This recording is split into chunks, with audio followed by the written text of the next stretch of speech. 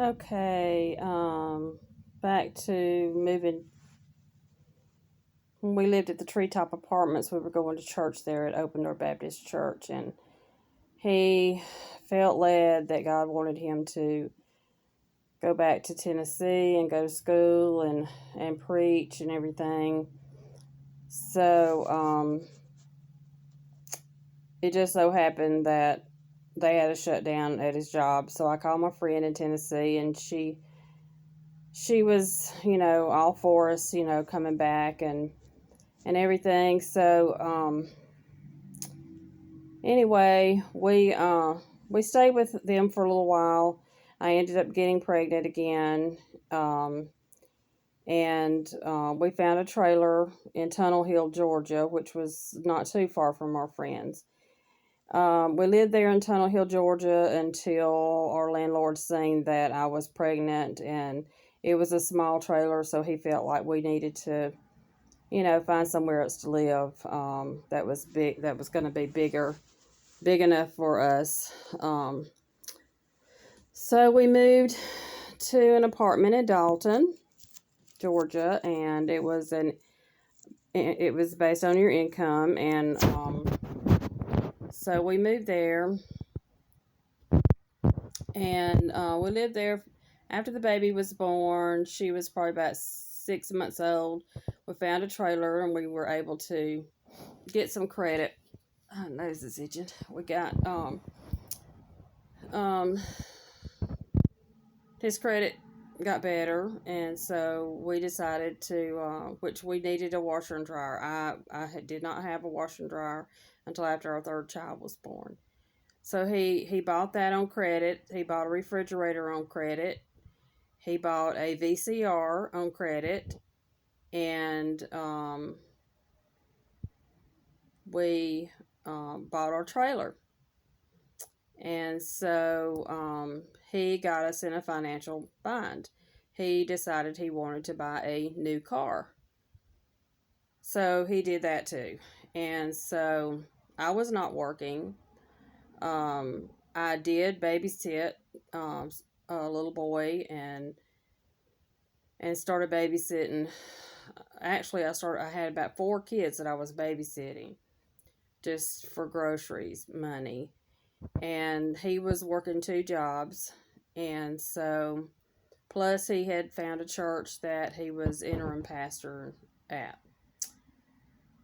So anyway, and I will tell you, the day that the Space Shuttle Challenger blew up, my kids always told me, you didn't have to work. You lived a life of luxury. Dad did all the work. He didn't, you didn't have to work. Well, I will tell you that even though I didn't have a real job, I worked. I cleaned houses.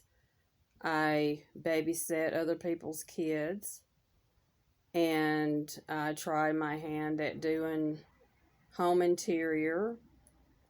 And I didn't just sit on my hands, and do nothing while he was out working.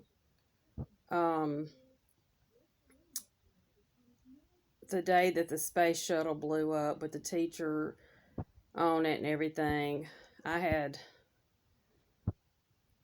6 kids sitting on a sofa cleaning a lady's house. It was actually the kids that I was babysitting, it was their house. And I was trying to clean their kitchen. It was the biggest mess you ever seen. And I was cleaning their kitchen, and I had 6 kids sitting on the couch watching Mr. Rogers when the announcement came on about the space shuttle. So I was always trying to find something to do to make extra money to help out. Uh, we ended up having to sell our trailer because, like I said, my husband had gotten us into a pretty bad financial situation. I didn't ask for those things. The only thing I ever wanted was a washer and dryer. And he decided that he was going to go and buy a $1,200 VCR, which that's how much they were back then, and a brand new car. So we ended up moving back in the house with our friends, and I started working at the carpet factory. She was keeping all the kids, and she had punished one of our boys, and my husband didn't like it the way she punished our son. And so we had a big blow up, and so we moved back to Tuscaloosa. My husband's sister had a house off of 15th Street, close to where Crimson Care is now. And she let us move into that house, and we stayed there until they all decided they wanted to start an air conditioning company in Aliceville. And so they were going to let my husband operate it, and we were going to move to Aliceville. We found a house down there, and it was out in the cornfields, a really nice brick home. The rent was very, very cheap, and so we moved into this house. We stayed one night. My husband said the house was haunted. He did not want to be there another single night. So we moved out of that house, found a house in Carrollton next to the jail, and we moved there. When my sister-in-law decided that she was going to let her, one of her husbands, work with the business, the one that we left Texas to get away from, the one that robbed the bank, we decided that, my husband decided that he was not going to be working along with him. So he decided he would open up his own business. He had to leave me in Carrollton for about a month until he could get some jobs under his belt so he could have some money for us to move back to Tuscaloosa. I was working at Pickens Academy daycare, and this man, his name is George Smith, he would call me all during the night, making threatening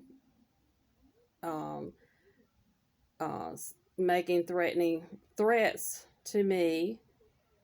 And he knew my husband was in Tuscaloosa, and he would just call all night long saying horrible things to me. And thankfully the police was next door, and I let them know what was going on, so they kept a watch, and that gave me a little bit of peace of mind, because I was really terrified of this man. He was just the kind of person that could go off in a second and do something really crazy. We moved back to Tuscaloosa and moved to a house off Hackberry Lane. And we lived there for a while until my husband told me that he was doing a job for a buddy of his that had the house over there in Hope that I showed y'all in this last video. It was a nice big brick home, had a pool and everything, and my husband asked me would I be interested in moving in it, because you know, it was just something really nice that we had never lived in. And so I agreed. I'm like, yes, of course, I'd love to live in that house. So we moved in that home. We got very involved with the kids' school, and made lots of friends from Holt, people that we went to school with and their kids, and we had the big Christmas float. We did the float at our house, and we were just having a lot of fun with people. And our boys started playing ball and everything, and getting really involved with school and all. So anyway, but the house, like I said, we couldn't afford the power bill. You know, the utility bills were getting outrageous.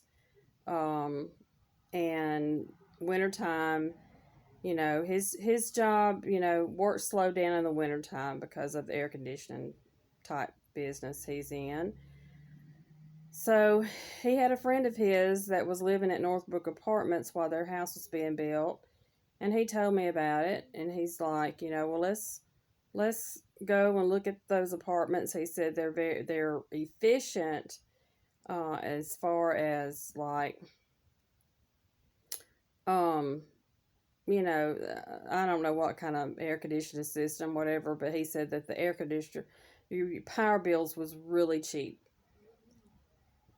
So we moved, there, and we we also lived at Essex Square Apartments at one time, but I can't remember when. But I do remember my kids, all three of them, having chicken pox.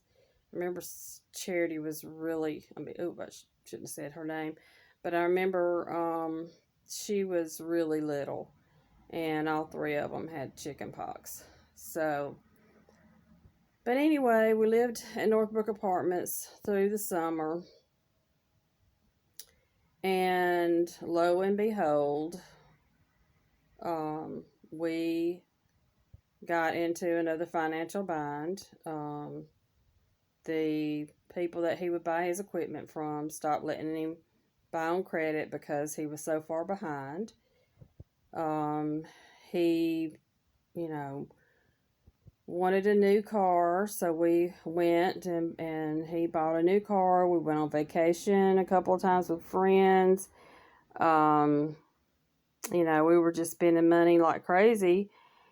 And so we had to move back in with his parents until we could get the bills caught up to where he could get his equipment and stuff on credit. So we lived with his parents in that yellow house that I showed y'all today, in the last video. We moved across the street from his parents in the blue house after we got straightened out a little bit.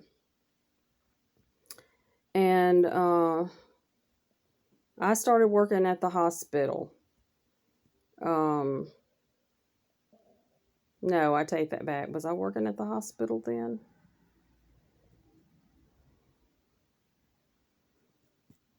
I'm trying to remember. No, I was not working at the hospital at that time. Anyway,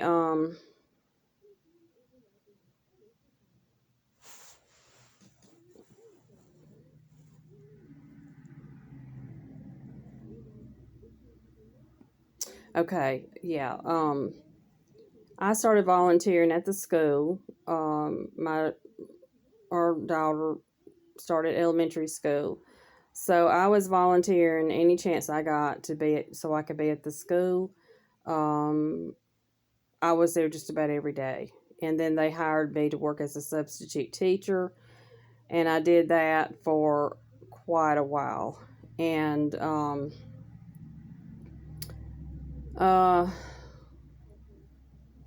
we had found a house on right off of Crescent Ridge Road. I don't even know why we moved to that house. We liked the little blue house that we were living in. I don't know why we moved there. Maybe it was because it was a bigger home. But anyway, we moved to this house on Crescent Ridge Road, and that is when I started getting sick. Um, Living there, well, it wasn't because I was living there. I had been working at the school, and um, I just started feeling, getting sick, having some problems with running fever and strep throat and different things like that. And so, let me turn this around. I'm getting tired. Oh, me. Anyway,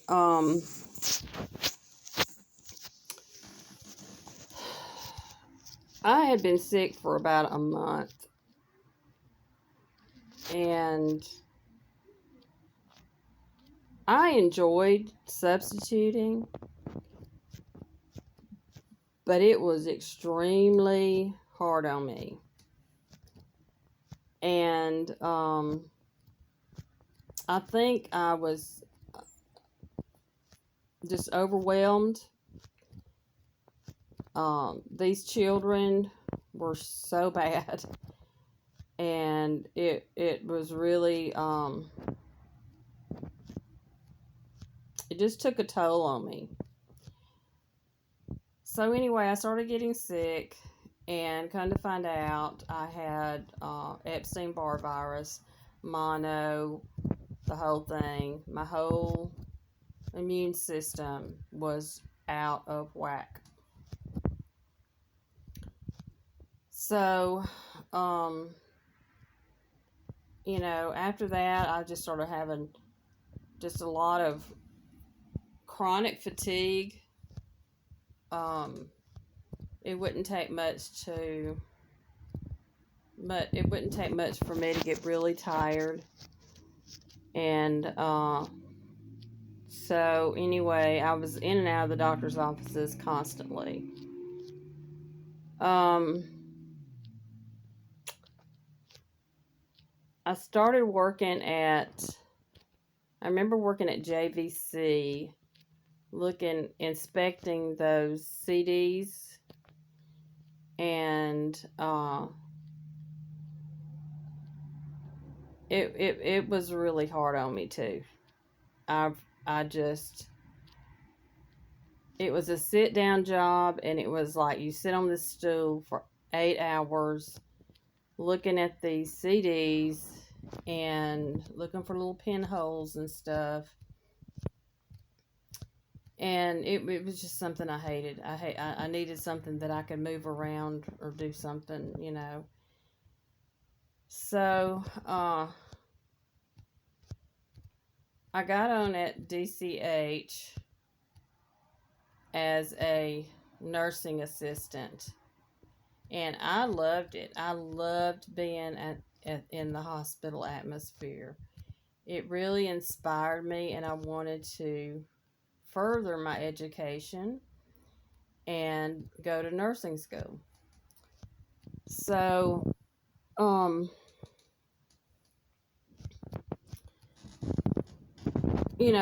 with my income and his income then, and we had somebody to help us with the kids in the afternoons after school, things were looking up, and we decided to buy a trailer again, and we bought this trailer and put it over on Vassy Drive. And so I was working, like 7 to 3 one week, 3 to 11 one week, and then 11 to 7. And so we had a really good, probably 2-3 years there that we were, paying our bills. We were, we had, really nice Christmas, and, things were just going really well. The only stress that I had at that time was during baseball season. I had a hard time with people being fair, if I felt like that a child that was in playing ball and they were not treated fairly, it would upset me. So I was that kind of parent that just, my radar would go up if it didn't matter if it was my child or anybody's child. I would get upset and I would, say something to the coach or whatever, and it become really political. And so we had some major blowouts um, with baseball. I was not a good baseball mom because, I just wanted everybody to have fun and I wanted every kid to be able to play. And, um, you know, it that was just not a good thing for me because I guess I'm just from a different mold. So I guess, they considered me a troublemaker, but I didn't think I was a troublemaker. I just felt like I wanted these little kids to all get to play. And especially if I felt like mine wasn't getting treated, right. And I will say this, that, when my husband coached, he was 10 times harder on our kids than he was other kids. So he and I fought a lot about the way he would treat, our kids. And so it was stressful, but it was basically stressful because of not being able to handle the way they ran things and all. But anyway, with that being said, I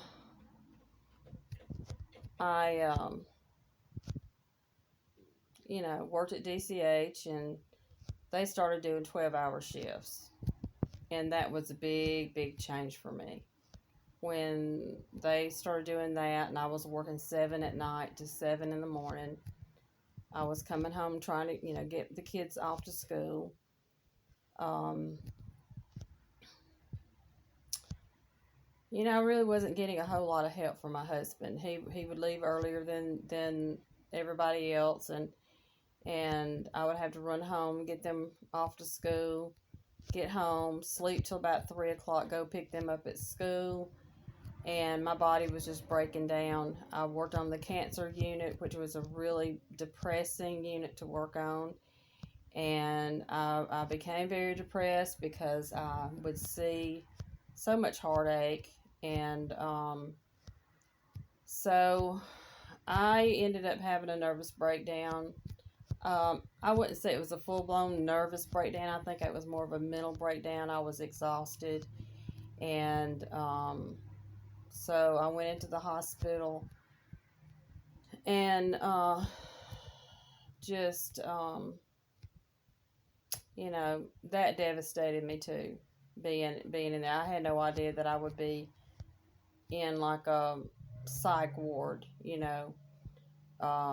So I ended up quitting my job at the hospital because really I just couldn't face going back to people knowing that I had this happen to me.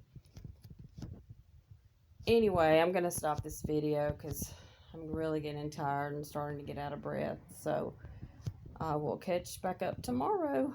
Good night.